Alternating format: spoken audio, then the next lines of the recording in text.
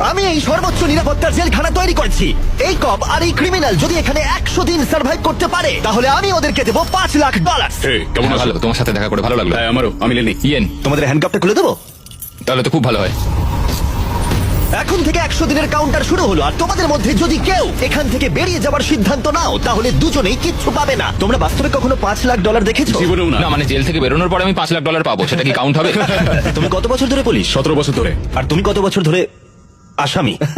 3 বছর ছিলাম ফেডারেল কারাগারে। ওখানকার সাথে এখানকার বেডের তুলনা কত? এগুলো একটু মোটা আর আমাদের পিলো রয়েছে। আসল জেলে তার মানে পিলো দেওয়া হয় না, না? ওরা পিলো দেয় না। যাই হোক, পিলোর কথা বাদ দিলে এই প্রিজনটা হলো 1:1 রেপ্লিকা, ঠিক যেমনটা আসল প্রিজন হয়। ভাই, প্রিজনের টয়লেট এরকমই হয়। ওয়াও। তোমরা দিনে 3 বার খাবার পাবে, প্রতি রাতে একই সময়ে লাইট অফ হবে, আর একই সময়ে প্রতিদিন ঘুম থেকে উঠতে হবে। Good luck. ওটা একদম প্রিজনের মতোই এটা তৈরি করেছে।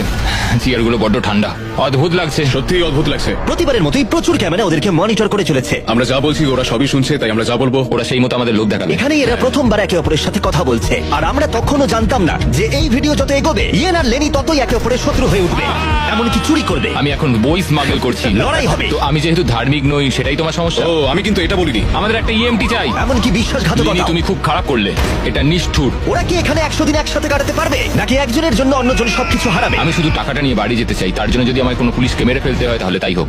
আমি নিচের বাংটা নেবো। না না, নিচের বাংটা আমি নেবো। ঠিক আছে কাকু, আসলে প্রিজনে যারা বড় হয় তাদেরকে রেসপেক্ট করা হয়, তারাই প্রথম ও, আচ্ছা। ডিসাইড করে। আচ্ছা, রাতে কেউ নাক ডাকে? হ্যাঁ আমি ডাকি। শুভরাত্রি। আরে ওয়ার্নিংটা কিসের জন্য? ঠিক আছে, ঘুমিয়ে পড়ো। Good night.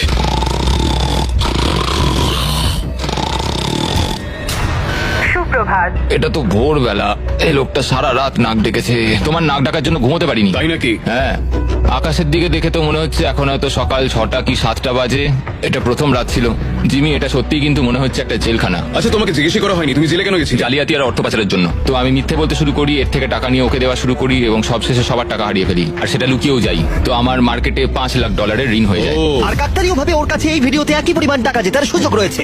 খাবার সময়। এই প্রিজনে আমাদের প্রথম মিল চলে এসেছে। এই খাবারটা কিন্তু প্রিজনের খাবারের থেকে ভালো। যেন মনে হচ্ছে ইয়েন নিজের বাড়িতেই রয়েছে। এখানটা কিন্তু বেশ আরামদায়ক। আর ওদিকে লেনি এই প্রিজনে খাপ খাওয়ানোর চেষ্টা করছে। আমি সারা জীবন মানুষকে জেলে বন্দি করে রেখেছি, আর আজকে আমি নিজেই। খুব অদ্ভুত লাগছে। আমি কখন ঘুমোচ্ছি, কখন উঠছি, কখন খাচ্ছি, কোনো কিছুই বুঝতে পারছি না। এইখানে এইভাবে থাকাটা আমার জন্য খুবই কঠিন। সুপ্রভাত। ইয়েন আর লেনির সম্পর্ক অতটাও ভালোভাবে শুরু হলো না। আমার মনে হচ্ছে আমাকে মেঝেতে শুতে হবে ওর নাক ডাকার জন্য। বড্ড বিরক্তিকর। আমি আমার বেডটাকে এখানে সেট করলাম, আশা করছি ওর নাক ডাকার শব্দ থেকে একটু রেহাই পাবো। ওদের দুজনের সম্পর্ক ভালো করতে আর ইয়েনের ঘুমের অভাব মেটাতে ওরা দুজনে একঘেয়েমি কাটানোর উপায় বার করলো।